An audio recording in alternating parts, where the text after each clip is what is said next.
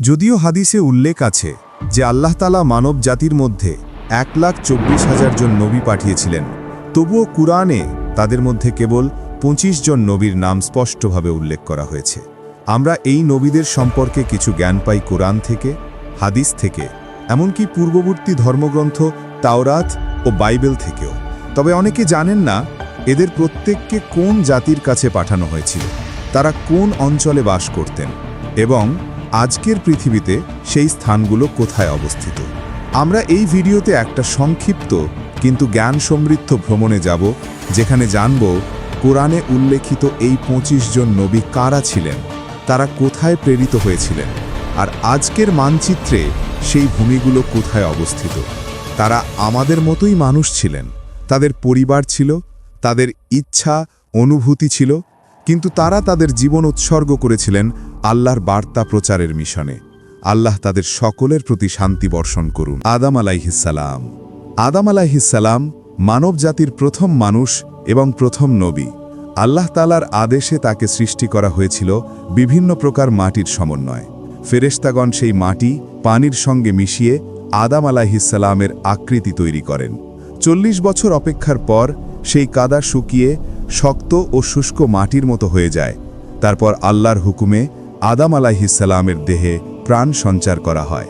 এটি ঘটেছিল মুহররম মাসের 10 তারিখে, শুক্রবারের দিনে। আল্লাহ তাকে সমস্ত কিছুর জ্ঞান দান করেন। আল্লাহর আদেশে ফেরেশতাগণ আদম আলাইহিসসালামের সামনে সিজদা করেন, কিন্তু ইবলিস অহংকারে অস্বীকার করে, ফলে তাকে জান্নাত থেকে বিতাড়িত করা হয়।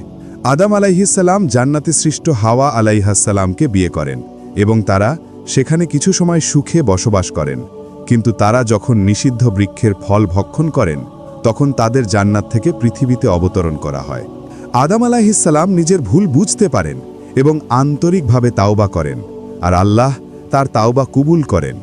আল্লাহ আদম আলাইহিসসালামকে পৃথিবীতে তার প্রতিনিধি খলিফা হিসেবে নিযুক্ত করেন।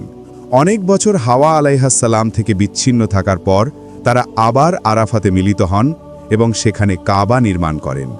আদম আলাইহিসসালাম নবী হিসেবে মনোনীত হন এবং তাকে আল্লাহ একটি ছোট কিতাব দান করেন, যাতে 10টি পৃষ্ঠা ছিল। তিনি মানুষকে ঈমান, ইবাদত ও জ্ঞানের শিক্ষা দিতেন। তাদের সন্তানরা নগর ও সমাজে বসবাস শুরু করে, নানা কারিগরি ও পেশায় দক্ষ হয়ে ওঠে। কিন্তু এক মর্মান্তিক ঘটনা ঘটে তার 2 পুত্র হাবিল ও কাবিলের মধ্যে। হিংসার বশে কাবিল নিজের ভাই হাবিলকে হত্যা করে। এটি ছিল মানব ইতিহাসের প্রথম হত্যা। এরপর মানবজাতি হাবিল ও কাবিল উভয়ের বংশধরদের মাধ্যমেই পৃথিবীতে বিস্তার লাভ করে। বিভিন্ন বর্ণনা অনুযায়ী আদম আলাইহিসসালাম প্রায় 960 বছর বেঁচেছিলেন। তার মৃত্যুর পরেও তার সন্তান ও নাতি নাতনিদের মধ্যে ইবাদত ও আল্লাহর নির্দেশাবলীর প্রচলন চলতে থাকে। কিন্তু সময়ের সাথে সাথে কিছু মানুষ পথভ্রষ্ট হতে শুরু করে। তাদের মাঝে শিরক ও অন্যায় ছড়িয়ে পড়ে। এটাই ছিল পরবর্তী নবীদের আগমনের সূচনা।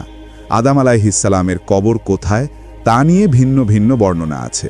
কেউ বলেন বাইতুল মুকাদ্দাসে, কেউ বলেন মিনায়, আবার কেউ বলেন আরাফাতে। হাদিসে উল্লেখ আছে তার উচ্চতা ছিল 30 থেকে 40 মিটার পর্যন্ত। ইদ্রিস আলাইহিসসালাম।